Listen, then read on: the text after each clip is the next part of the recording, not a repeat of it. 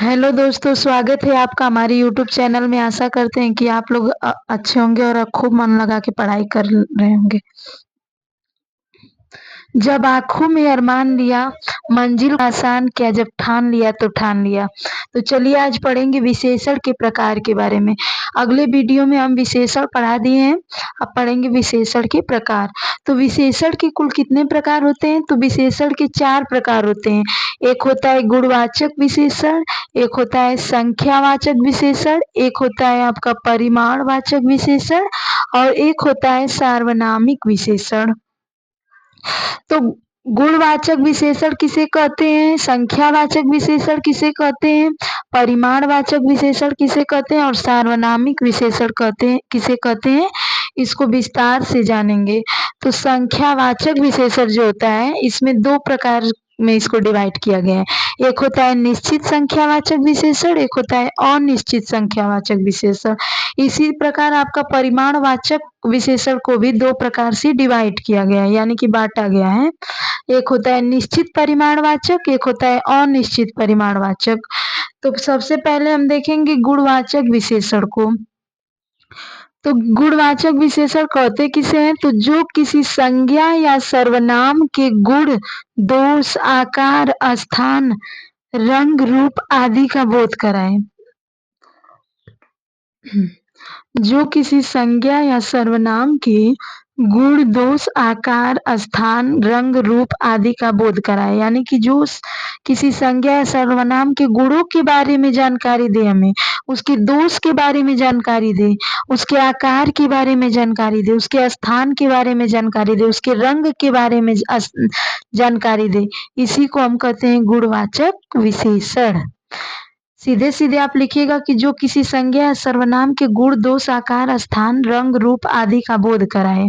बोध मतलब होता है जानकारी प्रदान करना या जानकारी प्राप्त होना, उसी को गुणवाचक विशेषण कहते हैं।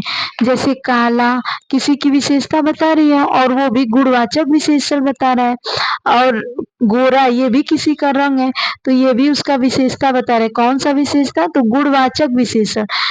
लंबा है तो ये भी किसी की विशेषता बता रहा है, तो कैसा विशेषता बता रहा है? तो गुणवाचक विशेषता, यानी कि उसके गुणों के बारे में बताया जाए। जैसे मोटा, बिहारी, पंजाबी, यानी कि स्थान के बारे में इंगित करा है। कोई व्यक्ति बिहार से बिलोंग करता है, कोई व्यक्ति पंजाबी से, तो वो जब दूसरे देश में आता है कोई कार्य करने के लिए, तो लोग उसको इस नाम से, उसके जगह के नाम से बताते हैं कि यह बिहारी है या पंजाबी है।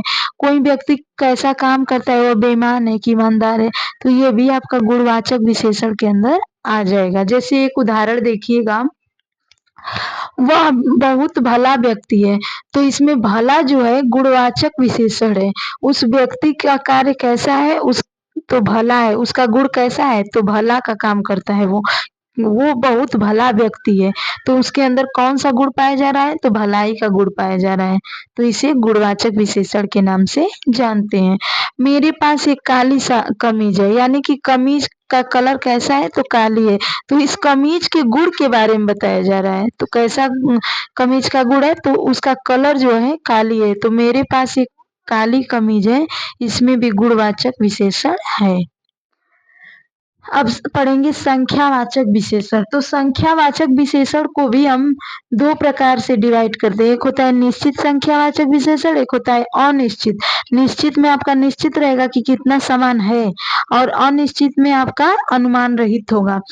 जैसे निश्चित में देखिएगा 3 सेब है, तो ये सही हमें पता है कि सेब कितने 3 है, संतरे कितने 4 है, आदमी कितने 3 है। लेकिन इसमें बता रहा है कि कुछ केले हैं, केला कुछ है, तो इसमें हमें पता नहीं चल रहा है कि कितने हैं, ज्यादा भी हो सकते हैं, कम भी हो सकते हैं।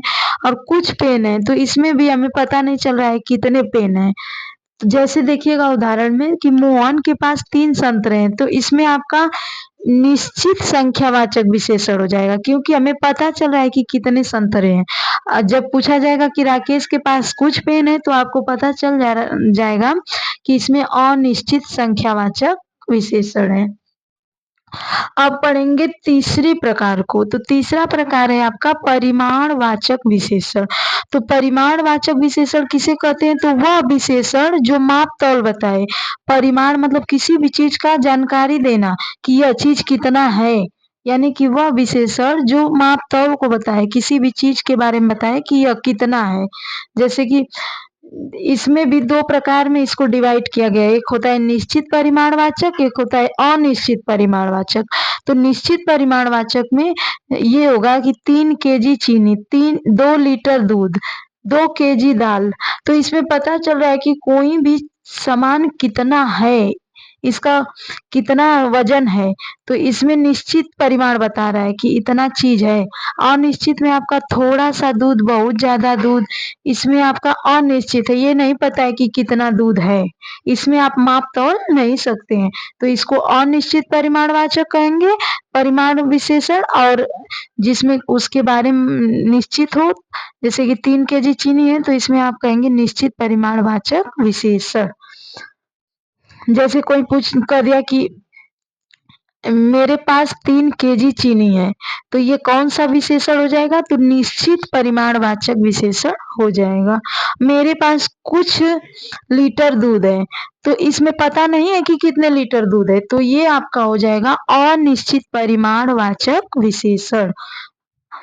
अब अगला है आपका सार्वनामिक विशेषण। तो सार्वनामिक विशेषण कहते किसे हैं?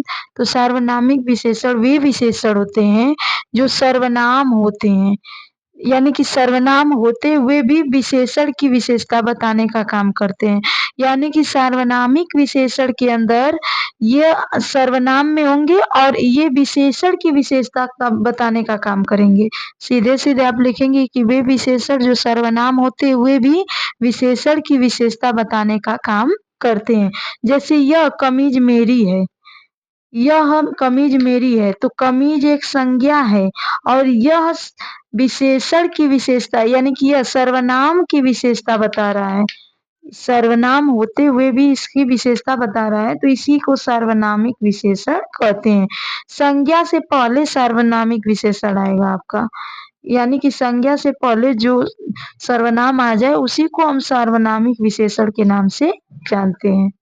जैसे एक उदाहरण है आपका, इस किताब को बेच दो, तो इस किताब जो एक संज्ञा है और इससे पहले जो सर्वनाम आया वही आपका सार्वनामिक विशेषण हो गया। तो आज के लिए इतने ही, और आप लोग गौर से मेरे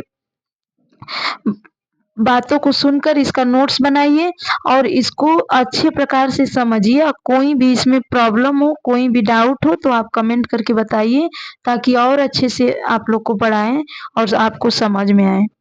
चलिए, तो आज के लिए इतना ही।